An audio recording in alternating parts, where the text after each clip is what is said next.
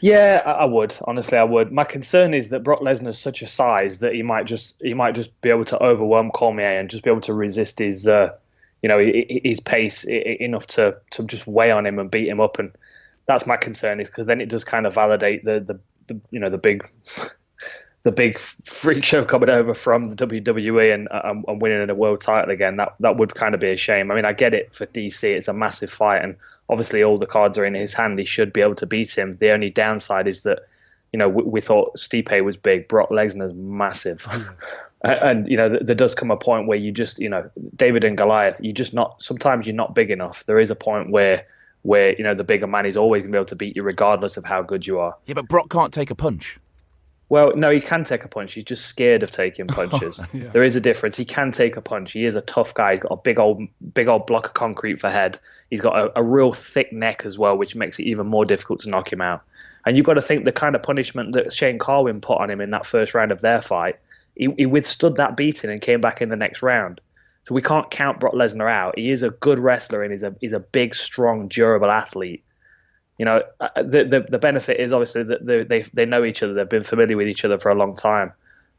So I would imagine that Daniel Cormier has been focused on getting the Brock Lesnar fight because that's his golden ticket to retirement. Yep. And I think he'll stick around for as long as he needs to get that fight. And I think that will probably be his last fight of his career.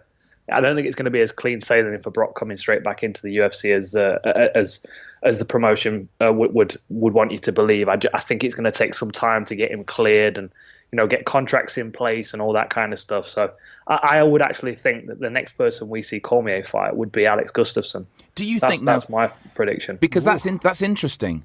I'm not 100% sure I'm into seeing that. In DC's own words, he would fight Gustafsson only if Gustafsson does something special. And the problem with Gus is he fights once a year. He's not prolific when it comes to fighting at all, Nick. No, he isn't. No, he's not busy enough, and as you guys know, I'm probably the biggest Alexander Gustafsson fan on the planet, but he isn't active enough, and right now you can't categorically say, well, he's the number one contender at light heavyweight, in my opinion, in terms of ability. It's hard to make a case for him being worthy of the next shot, critically before the end of the year. This is the beautiful position that Cormier finds himself in.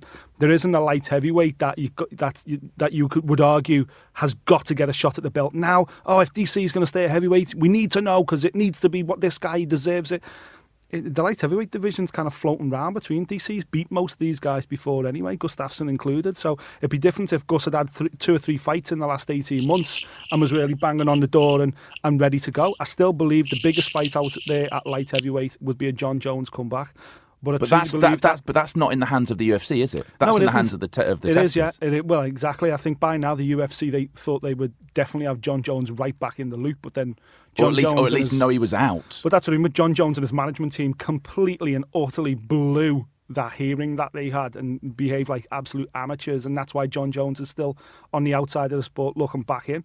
I think Dan's touched on something there. I think DC, if he does want to get out by March, I think the risk of fighting at light heavyweight, even if he lost at light heavyweight, he's still a heavyweight champion, so that fight with Brock Lesnar wouldn't necessarily go away. But would it take something off it? I believe it would.